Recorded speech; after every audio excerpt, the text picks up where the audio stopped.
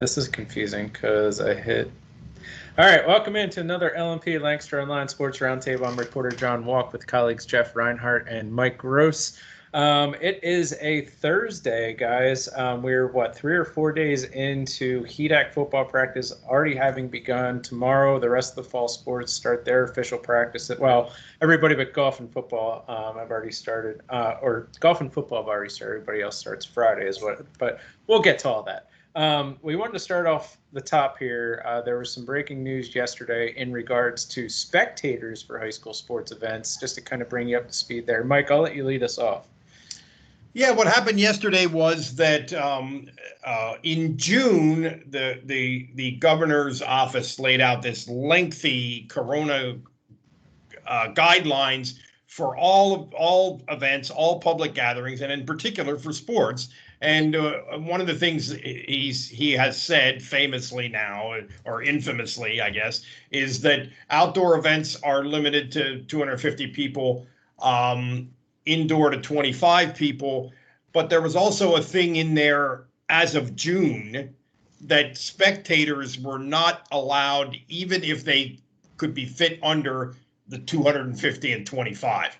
Yesterday, they kind of quietly, without really announcing it or anything, they changed those guidelines to permit spectators if they can fit under the 250 and 25, which solves a lot of problems for the PIAA and athletic directors and schools, but also creates some. And specifically in certain sports, I think soccer and field hockey and cross country, all of those are going to be okay. But big problems potentially in football, logistical problems. Not that it's not doable, but logistical problems, and also volleyball, which we've talked about and which Ryan's you've done story about. So yeah, that's where we are. Big change. So. Yeah. Okay, so let's give an example here. There's a high school football game on a Friday night. It's a 250 outdoor limit. Just to kind of give people, to be clear on that, it's what? Players, coaches, refs, game staff, that all counts towards the 250, and then whatever is left over. The band and the cheerleaders are going to want to be there. That may vary from school to school. Certainly, I talked to Doug Bohannon, who's an athletic director and the chairman of District 3 and on the PIAA board, and he said, the parents of the players are obviously going to get first dibs, but some schools have a 30-player roster and some have an 80-player roster in high school football. And the same thing with the band. There's some schools where the band has only 25, 30 kids, and others where the band looks like a battalion. So it's going to be hard to make it work. It's going to create a lot of logistical problems for athletic directors, and also a lot of headaches. I mean, they're going to get an unbelievable amount of grief about that.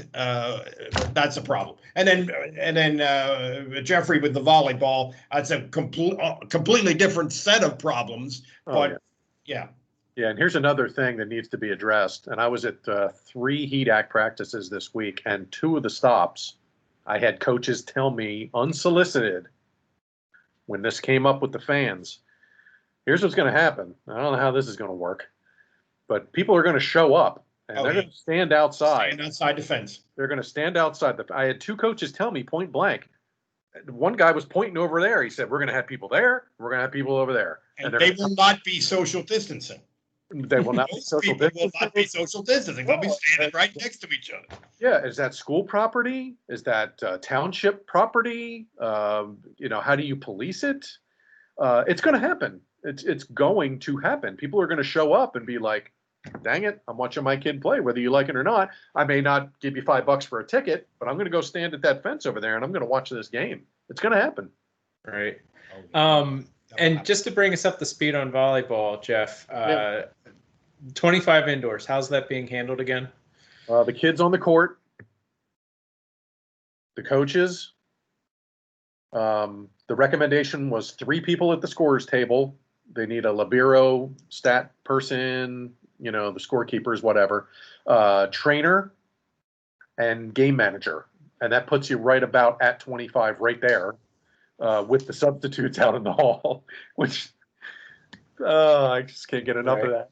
The substitutes out in the hall. So you're looking at just in players and coaches and game personnel, that's pretty much up at 25 right there. So I think volleyball is going to be out. I don't think you're going to see your kids play volleyball this fall. And I wonder logistically too, going back to outdoors, like let's say Football Friday, maybe to adhere to the 250, can you keep the marching band outside the gate until halftime? Then they come in and perform, and then they leave. Like I imagine schools are. If that was the case, if they stood in the parking lot for the whole game. And I think that's just one of the things to point out here. Yeah, you're right. Sure. Yeah, I mean, there's so much about this, and it drives you back. I don't envy the ADs, and they're all good people, and we see behind the scenes what they go through with all this. But if they have 100 tickets, okay, we can let 100 people in on Friday night. Good luck, and again, that's going to lead to people milling around outside. And what are you going to do with them? And might be in some cases it might be less than 100. Might be. And here's another thing I wonder about though: how is the 250 thing going to really be enforced? If a school wants to kind of let that slide a little bit, who's going to stop them? Nobody. So here's another part I wanted to bring up. Bob Greenberg, maybe you guys follow him on Twitter. I believe he's an announcer, Mercer County, Pennsylvania. He tweeted out 4 hours ago that there is Pennsylvania State Senate Education Committee meets today at 1:15 to consider Bill HB 2787, which essentially would allow schools to create their own spectator policy. Mike, do you know anything about that? I do. I wrote about it in the column that I wrote a couple of weeks ago. I really think this is kind of what I was just getting at in 30 seconds ago. The school districts are going to be able to make this call. They're going to be able to do this. They're going to be able to do what they want. Ultimately, I don't think any of them are just going to open the gates and let people in. They're going to monitor it in some way. But if they're if they got 275 people in the building, but they're spread out, and I don't think that there's anything that can be done about that. And I'm not sure there's anything that should, because this is again, we've talked about this before. This is a separation of powers thing. Local school districts run local schools, and that's how it works in America and how it should work in America. Yeah, right. I have an unpopular opinion, and I'm sure I'll get killed for this. And Mike and I talked about this week. Oh, I agree with you about this. If they're going to stress this and say 250, that's it. This to me, and I do have a teenager who does not play sports. To me, this is about the kids getting to play. This is not about you being able to get into the stadium. And that's not a popular opinion, I'm sure. If my kid played field hockey, would I love to go see her play? I would. There's a pandemic going on. Be thankful they're letting them back in school. Be thankful they're letting them play sports. It's not about you. Okay? It's not about you. If you don't get to watch, the fabric of American life has not been torn asunder. I couldn't agree with you more. I'm glad you said that. It's about the kid getting to go play. You know what? Somebody's going to videotape the game. Watch it with your kid in the basement that evening. Reminisce about the game. Talk about the game. There's other ways around it. Yeah, that's an unpopular opinion, and I'm going to get destroyed for that. But really, folks, it's about your kid getting to play. It's not about you whining that you can't sit in a bleacher and watch during a pandemic. And we'll get to HEDAC here in a second, but just to give people an idea, okay, what are some of the dates coming up here as far as start dates, practices, or games across the fall sports in the LL League? Tomorrow, Friday the 4th, everybody can practice. And then next Friday, the 11th, girls tennis will start, head-to-head matches. Football scrimmages will be next weekend, the 11th and 12th. And just so people understand, right? I'm sorry to interrupt you, but just so people understand, the five days that we've been doing football this week are heat acclimation. That's why that differs from the other ones. Correct. And then football will start. The first games are Friday the 18th, and then the following week, the week of the 21st, everybody else starts. So And the reason I say that, I think those dates are important to keep in mind, because then we have some time here, 10 days, possibly 2 weeks, to figure out this spectator thing. Perhaps that bill passes and then schools can kind of adjust as we go here. All right, so each of us have been out to multiple heat acclimatization, whichever word you want to use there, football practices throughout this week. I thought, just coming away from my observances, I've been at Donegal, Columbia, Elizabethtown, and Elizabethtown especially. Um, I just thought they did a tremendous job as far as following safety measures. Kids arrive wearing masks, they leave wearing masks. When there's team activities on a field and the players aren't on the field, when they're on the sidelines at Eton anyway, they were socially distanced apart. I interviewed the quarterback, Patrick Gilhole, who had his helmet on with a face mask, with a shield mask akin to Ricky Williams. It felt like interviewing that way. Elbow bumps. There was coaches sanitizing footballs between drills, during drills. It's just this new world that we're living in. And I think I'm just kind of adjusting to it. I don't know if you guys have experienced the same thing. I thought it. Go ahead, Ryan. Oh, okay. I was very impressed with Mannheim Central. If you go over to Eldon Ratu, when you walk in the gate, there's two big signs. Can't miss them. You know, protocol. Got to do this. Can't do this. Can't do that. When I walked into Mannheim Central, they came right over to me. Any symptoms? How do you feel? Took my temperature. That was great.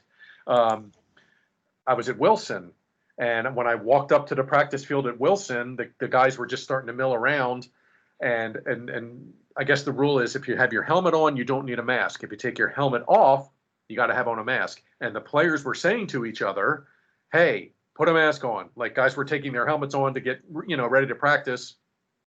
And I would hear kids say to other kids, "Flip your mask up, put your mask on." So that was encouraging. Yeah, I saw stuff like that. Just kids being careful, coaches barking a little bit, socially distanced, everybody spread out, masks, all the coaches had masks on. So people are taking this seriously. Well, one school that I went to, all the coaches had masks on, and the other one they did not. I think there's very. I don't want to say which, because I don't want to go down that road. But I think this is going to vary, and I think it's going to vary as time passes. From school to school, it's interesting at